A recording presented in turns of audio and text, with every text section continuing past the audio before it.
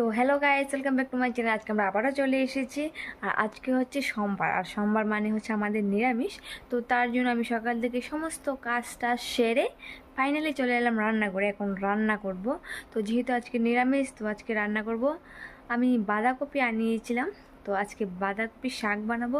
আর তার সাথে যা যা আছে এই টুকটাক হয়ে যাবে। আর নিরামিষ তরকারি টরকারি তো আমরা খাই না, তো তাই জন্য এই ভাজা বুড়া সিদ্ধ এসব দিয়ে খেয়ে নিই নিরামিষ যেহেতু। কারণ আমরা তো নিরামিষ, পনির টনির আমি তো কিছুই খাই না। আমার পনির টনির খেতে একেবারেই ভালো লাগে না। তো তার জন্য আমি ভাজা সিদ্ধ এসব দিয়ে খেয়ে নিই নিরামিষ দিনটা আর কি। তো আজকে রান্না করবো বাঁধাকপি শাক। তো এখন আমি যাব বাঁধাকপি কাটতে। তো গাইজ দেখে নিন কি ছোট ছোট বাঁধাকপি। তো এরকম বাঁধাকপি 5টা আনিয়েছি। তো যেহেতু আজকে নিরামিষ, তো তার জন্য 2টা রান্না করব।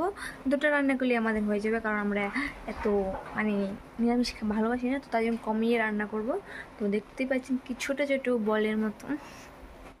তো গাইস দেখতেই পাচ্ছেন এখানে আমার বাঁধাকপি কাটা রেডি হয়ে গেছে।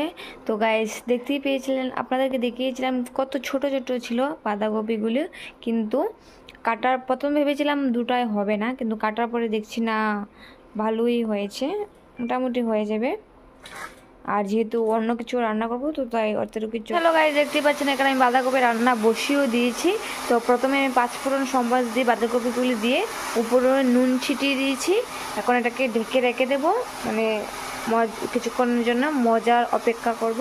তো ততক্ষণে আমি ছোটো একটা ব্রেক নিয়ে নিচ্ছি। তো গাইস দেখতে পাচ্ছেন এখানে আমার বাঁধাকপি রান্না হয়েও গেছে। তো গাইস এই হচ্ছে আমার বাঁধাকপি রান্নার ফাইনাল লুকটা। তো গাইস ঠিক আছে, আমি এই ভিডিওটা এখানে শেষ করলাম। বাই বাই, আপাতত পরের ভিডিওতে দেখা হচ্ছে।